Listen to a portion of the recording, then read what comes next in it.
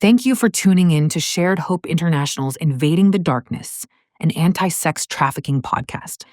We want to acknowledge that the content we discuss can be emotionally challenging and may evoke strong reactions. Listener discretion is advised.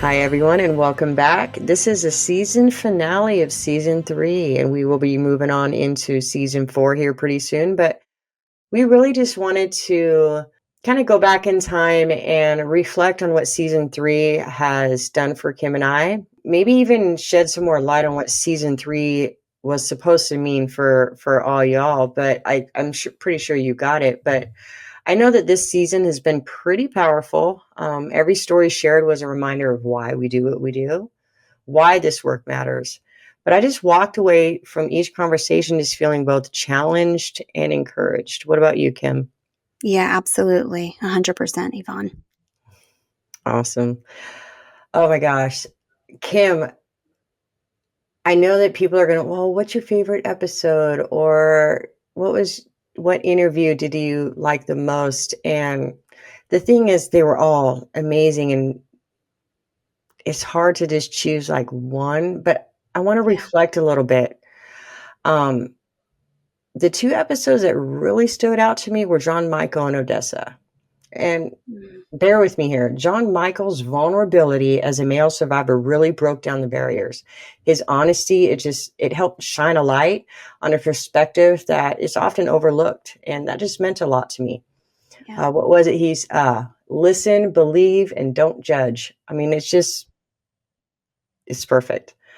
But then there was Odessa. And what moved me the most about her was how she kept going back to the importance of support. She had people around her who showed up. They stayed consistent. They believed in her.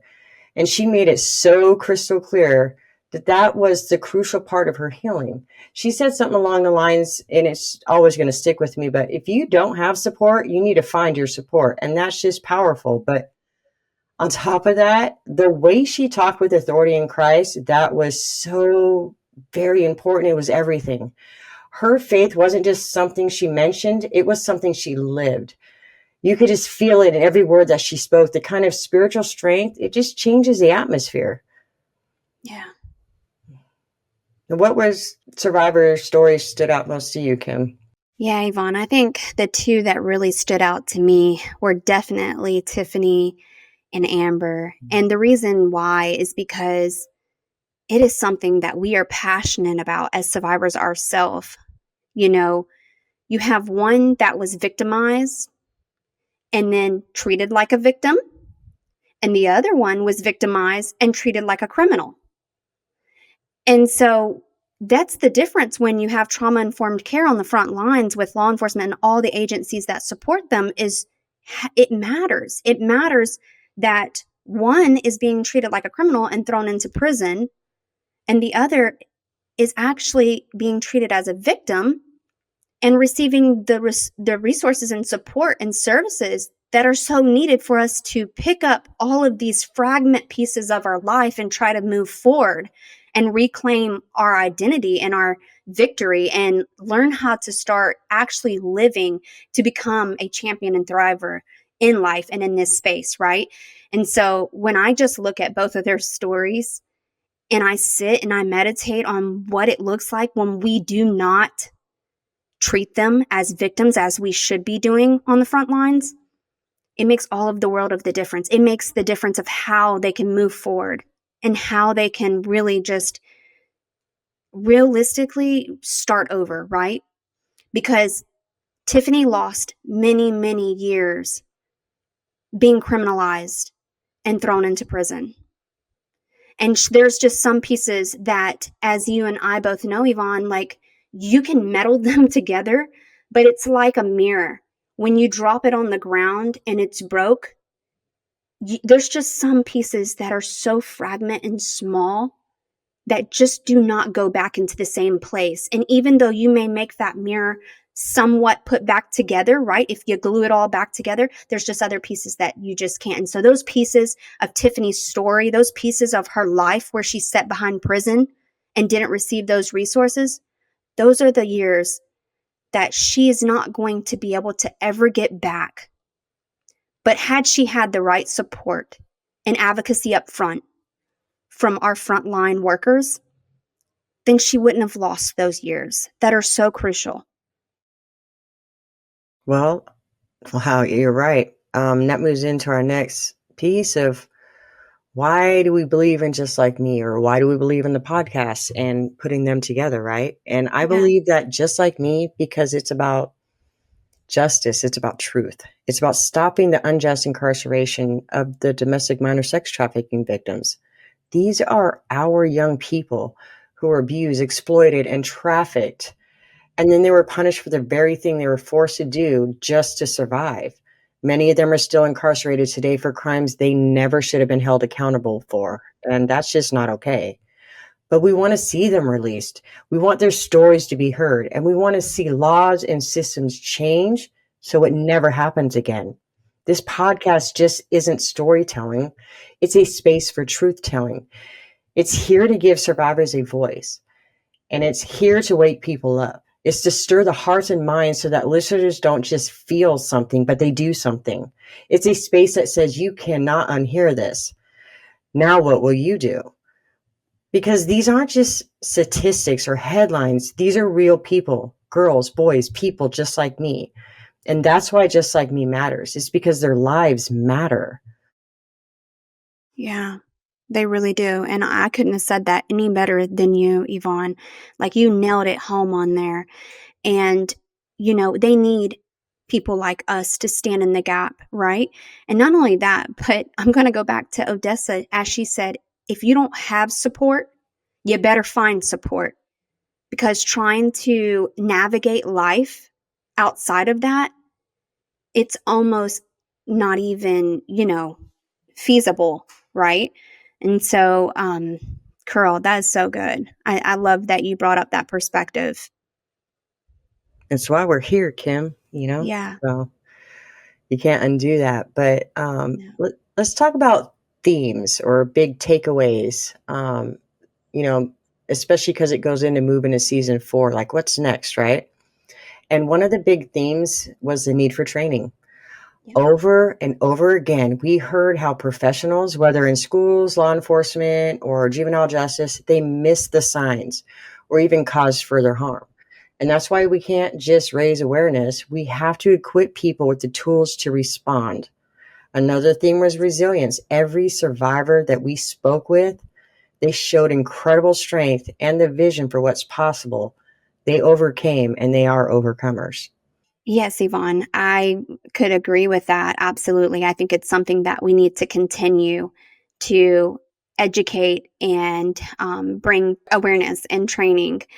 There is so many different avenues to receive training. We have so many things that we offer into the community. So there's really, not an excuse now that we can say that the training's not there like it wasn't before, because we know before education, awareness, and training was very little.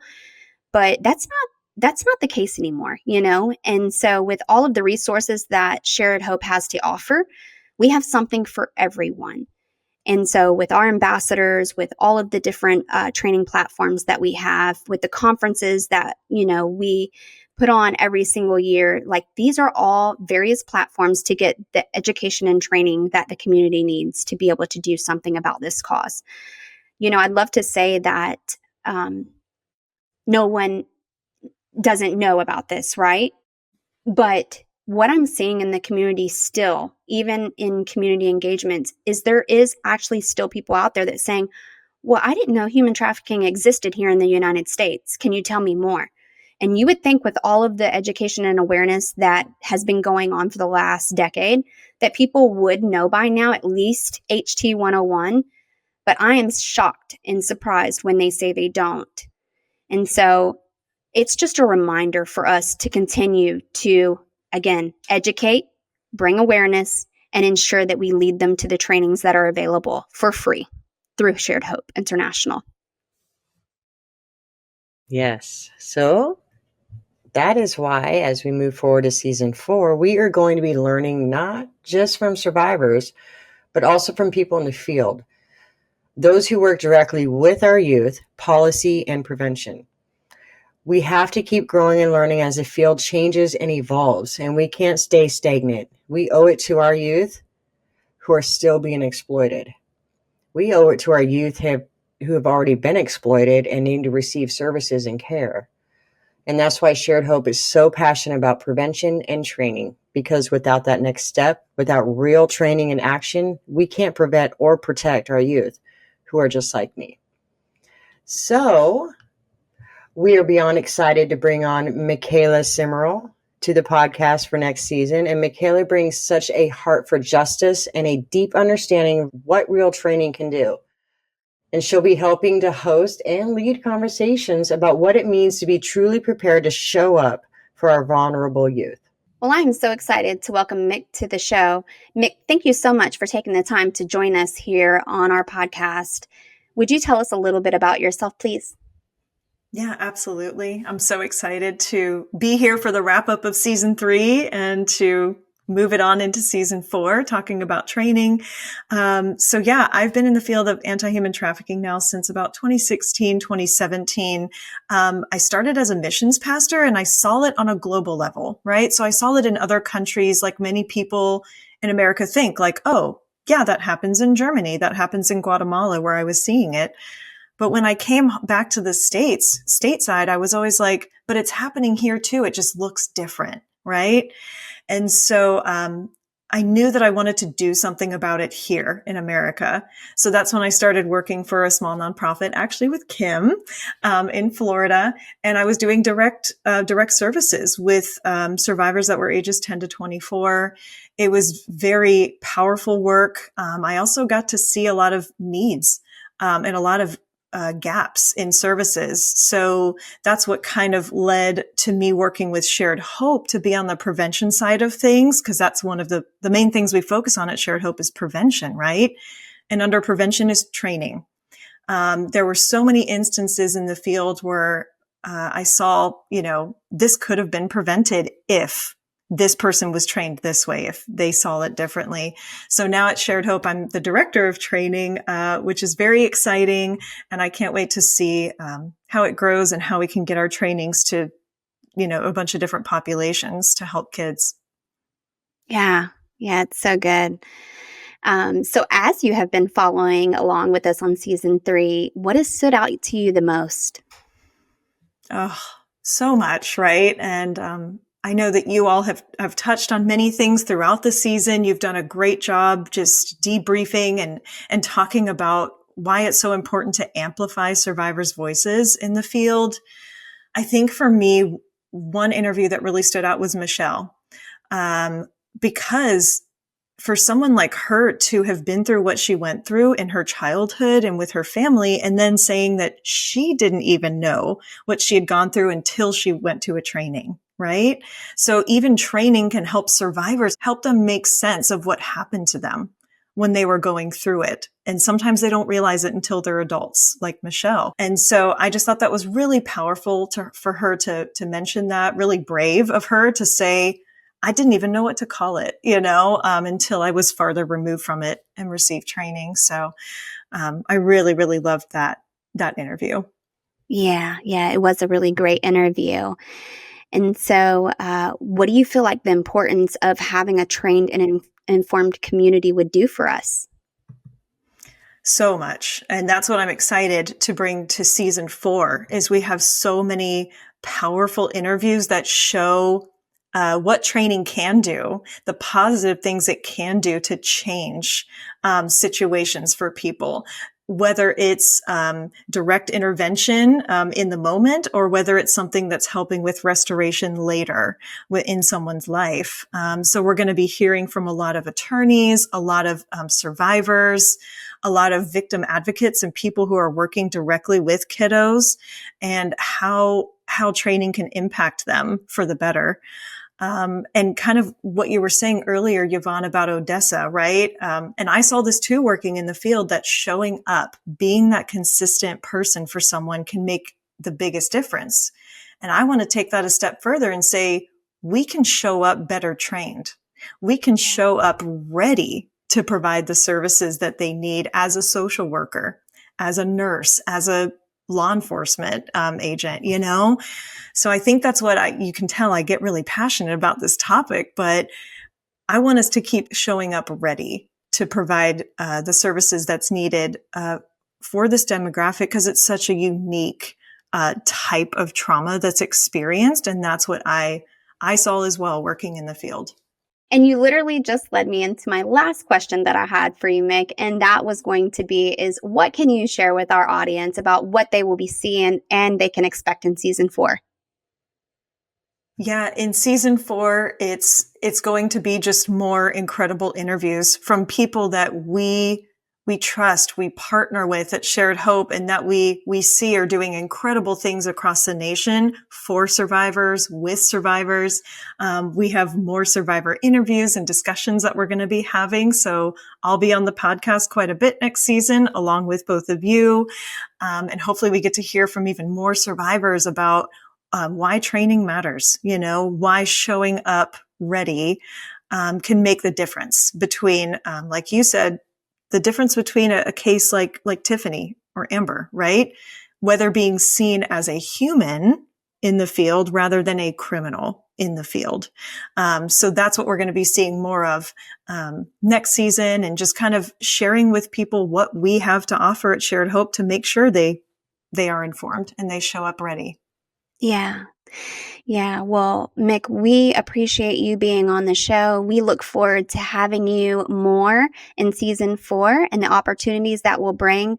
We thank you for your expertise and your knowledge that you are able to share with not only me, myself and Yvonne, but also with our listeners here, as they mean so much to us in having their support.